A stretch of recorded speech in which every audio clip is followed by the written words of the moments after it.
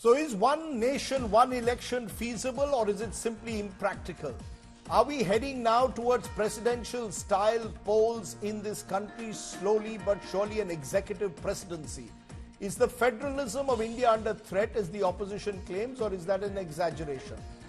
Joining me now, Sanjay Hegde, Senior Advocate, Supreme Court; A. Sarvanan, the DMK spokesperson. The DMK is against one nation, one poll. Praveen Chakravarti is Congress leader, head of their All India Professionals Congress.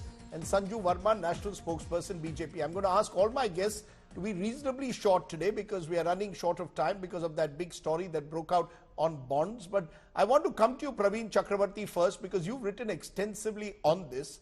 And I want to understand from you, why do you believe that one nation, one poll is not feasible? Many are saying, or supporters are saying, this will actually be a pragmatic way. It will cut costs and it will be a more efficient way of democracy in India.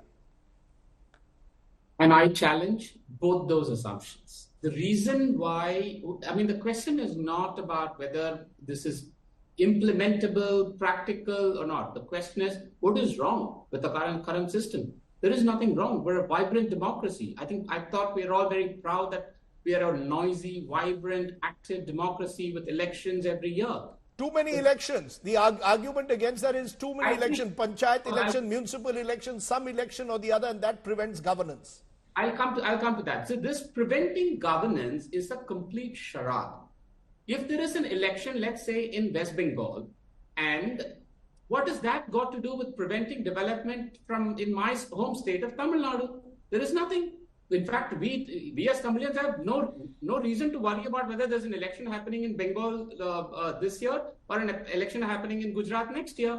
So this whole thing about development coming to a halt is complete charade. I'll tell you what the real reason is. The real reason is, and I say this as a responsible member of a national party, it's the two national parties that are impacted because it's the leadership of the two national parties that get engaged in elections in every state. And as far as the current BJP is concerned, it is Mr. Modi and Mr. Amit Shah who are both the campaigner chief and election strategists for every election that the BJP fights, from the national election to the state election to a municipal local body election.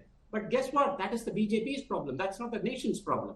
So don't conflate the BJP's problem or, to be charitable, a national party's problem as the nation's problem. What about costs? What about costs, Mr. Chakravarti? The belief is one nation, one poll will save costs. Let me come to that. According to the Niti Aayog report, and to make it very simple, numbers are roughly it costs about 20 rupees per voter to conduct elections as of today's, as per the system we have today. If we have simultaneous elections, and if I'm very charitable as far as costs are concerned, the Niti Aayog report itself says it will cost 15 rupees per voter. Are we doing all this to save 5 rupees per voter? We could have not built the new Lutyens Delhi, whatever that near India today, and that would have saved us more money. So let us not use costs as an alibi. Okay. Now, as far as costs that political parties are indulging in for elections, that is their cost. What is the state's problem? There's nothing about the state. If anything, as an economist, I might argue actually it's beneficial for the economy. It'll boost consumption. But the real question that you have to come to, Rajdeep, in today's show is, so far for the last 8 years, one nation, one election. The reason cited was governance efficiency, costs, and today's report also says harmony, social harmony. But then there is a new thing added today. They say economic GDP growth will be boosted by 1.5 percentage points due to simultaneous polls. That is the most laughable and ludicrous claim that I've ever come across. Okay, let me Sanju Verma respond. Sanju Verma, you're shaking your head vigorously. Praveen Chakravarti is saying, look, it isn't going to save monies. Even the Niti Aayog is saying there isn't going to be any major saving by having one election, one nation, one election. It's a red herring. Okay. Rajdeep, I have to say this, that Britain has a unitary system where the king reigns but does not govern. In United States, you have the president who both reigns and governs. India has a quasi-federal structure where it is the Prime Minister who, through the Parliament, governs. Though we have the President who is an important constitutional, figure in himself or herself. Since we have a quasi-federal structure, we are well within our rights to call for one nation, one election, because A, it eases burden on the exchequer. B, you don't have this model code of conduct being applied every 3 months, because as you rightly said, kabhi Vidhan Sabha ka chunav hai, to kabhi urban local body ka chunav hai, to kabhi Panchayat Raj ka chunav hai. Third and most importantly, I think, it also is very, very efficient administratively. And I'll tell you what, way back in 1983, for the first time, the Election Commission mooted informally the idea of one nation, one election. It was then endorsed in 1999 by the Law Commission then. It was endorsed subsequently in 2017 by the Niti Aayog, and then in 2018 by the then Law Commission. But most importantly, I always say the devil is in the detail. Have we had the concept of one nation, one election? So the fact is, we had synchronized elections till 1959. It was in 1959 when Pandit Nehru decided to dismiss the Communist Party EMS Nambudiri Pad's government in Kerala. And we had one nation, one election till 1967. So my third point is, besides being easy on the state exchequer, besides not draining financial resources of the center and respective state governments, we've had it in the past and it worked wonderfully Your point is well taken, ma'am, but the question is that, no, 1 minute. Ma'am, just a minute. No, I asked him questions also. The question to you is that the fear that the opposition has, this is the BJP building up to a presidential system.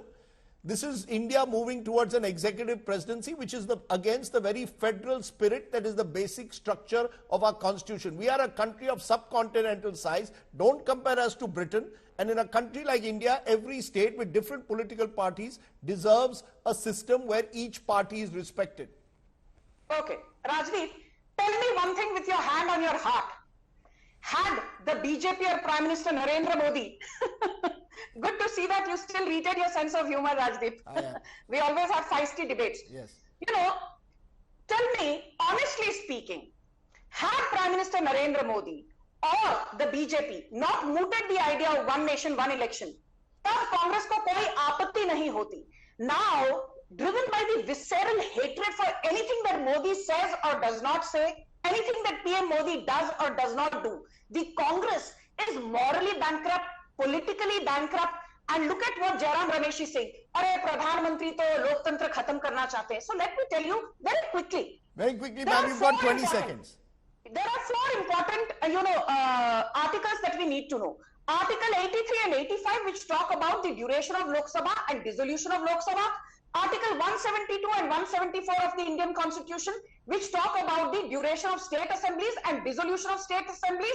You have the 10th schedule of the Constitution, which talks about disqualifications, pertaining to defections.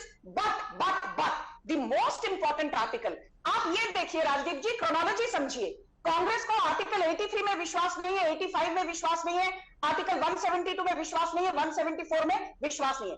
Congress को एक article में बहुत भरपूर विश्वास है, which they have used with rabid impunity, that is article 356. Using that, the Congress dismissed 143 duly elected governments between 1950 and 2014, and 49 state governments were dismissed by Miss Indira Gandhi between 1966 and 1977-78 alone. इसलिए यहाँ बैठकर BJP को लोकतंत्र खत्म हो गया, गणतंत्र खत्म हो गया. You made your point, ma'am. I listened to you patiently, but the federal argument is still a very compelling argument, which Mr. Saravanan, presumably all the regional parties that have objected to this are raising. What are you also throwing up some kind of a fear mongering that if there's one nation, one poll, what will happen to all the state parties, because the cycle will have to now be coordinated with national elections? What's your fear? Yeah. See, Rajdeep, this one nation, one election is a fantasy of the BJP and the RSS. They've always batted for a homogenized India. You put it very succinctly that we are a subcontinent in its truest sense. We have different cultures, different geographical areas. We can never be fitted into this concept of oneness. And this one nation, one election will only lead to one party, many donations. No, why? No, No, but you're going one to- minute, 1 minute. Tell me, why will one nation, one election lead to one party? No, that's what. See, who is supporting it? The BJP. Mr. Praveen Chakravarti was very, very clear. See, if you look at the election commission, is not even able to conduct the whole elections in one phase. They want 1 month to conduct the election across just the Lok Sabha elections. Is it possible?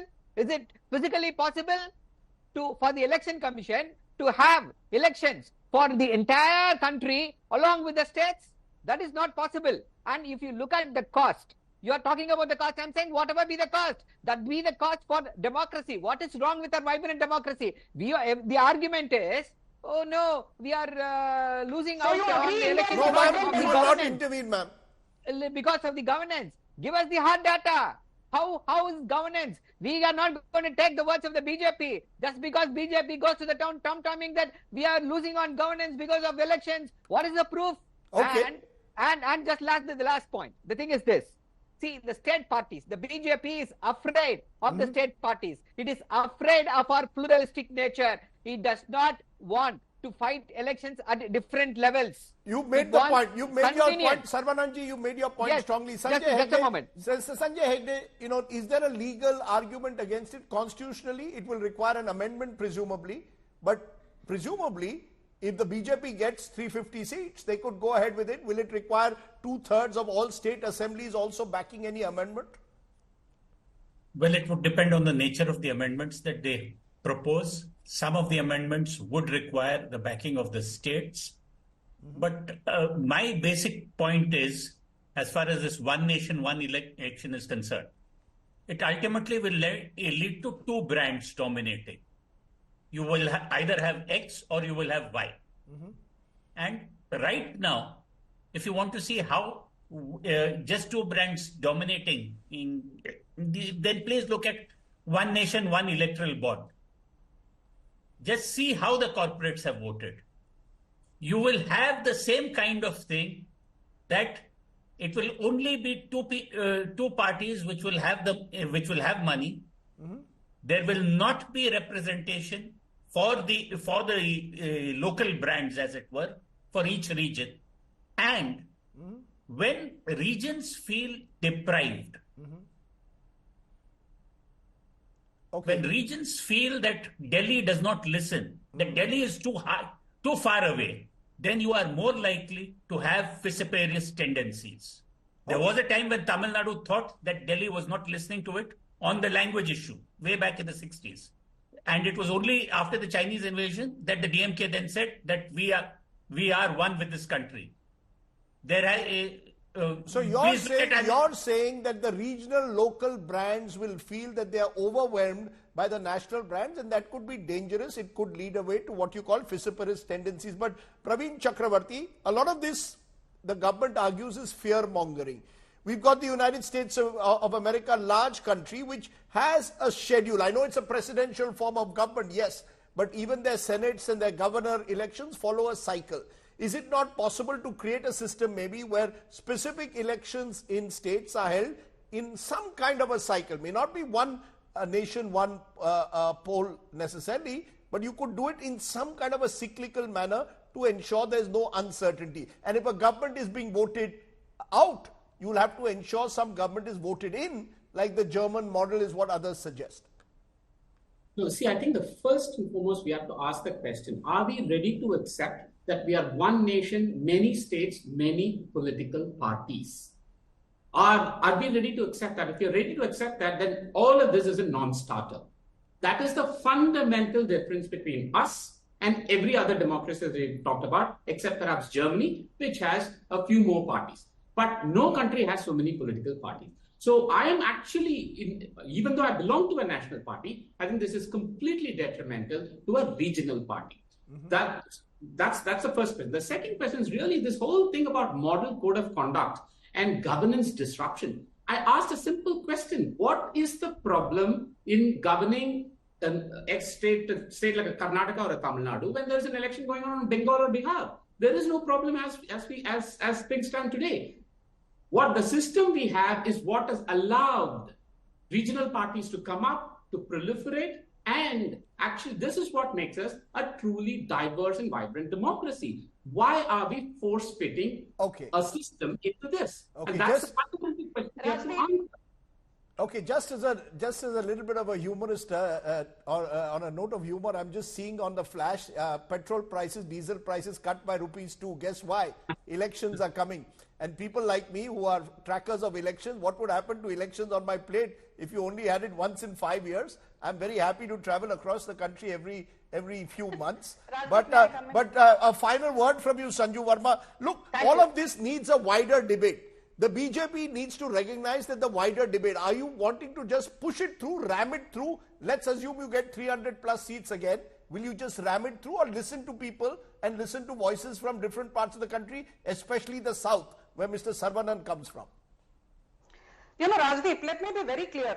This whole bogey about BJP ramming policies through and not taking on board, a consensual view, I think that is a whole lot of balderdash. I mean, you and me know, Rajdeep, that, Man, you did it with farm laws. You did it with farm laws. Your track record is what worries me. Why do you eat into my time, Rajdeep? Rajdeep, can you please for a change be nice to the BJP and not eat into my time? Thank you. Go ahead. You have a minute now. Okay. Rajdeep जी को problem है जब LPG का price ऊपर जाता है, जब LPG का price cylinder का पिछले हफ्ते 100 रुपए घटाया था, तब राजदीप जी ने कहा ये तो मोदी सरकार चुनाव के लिए कर रही है। अभी पेट्रोल डीजल के दाम कम कर दिए, तब भी राजदीप जी कह रहे हैं कि ये तो चुनाव के लिए किया। राजदीप जी कभी तो खुश रहा कीजिए। Don't be a perennial pessimist. Come on, Rajdeep, you can do better than that. But I will just end by saying one thing. I will end by saying one thing. Please bear with me. I'm coming to that. I don't need you to tell me Rajdeep is the anchor. No, Saravanan, just a minute. Yes, go ahead. Rajdeep, thank you. Rajdeep, I never speak without data because I believe data trounces false rhetoric, which is what most of the panelists have been doing. What was the cost of the general election in 1950-51? It was 11 crores. This is the data which is there in the, Election Commission archives. That cost from 11 crores in 2014, when Narendra Modi had not yet come to power, cost kya tha? EC website कहती है, the cost was 3,871 crores, vis-a-vis 11 crores in 1951 odd. तो मुझे बताइए, what was the percentage hike in the cost of holding a general election? 35,000%. And how much was the 2019 election का cost? ये भी website पर है. It was 6,400 crore, which means Modi के आने के बाद between 2014 and 2019 holding a general election का cost बढ़ा by 65%, जबकि successively under various Congress dispensations the cost rose by abnormally high 35,000%. तो यहाँ बैठकर ज्ञान मत दो भाई साहब. Ma'am, okay, you made your point. Yeah. Clearly, yes, Saravanan, I'll give you a final word before you say that the regional party is left out. 15 seconds. Yes. See, Rajdeep, you're all going on the presumption that the BJP is going to come back to power with a thumping majority. They will ram it through. It's not possible. BJP cannot win 200 seats. The electoral bonds, they're going to sink them.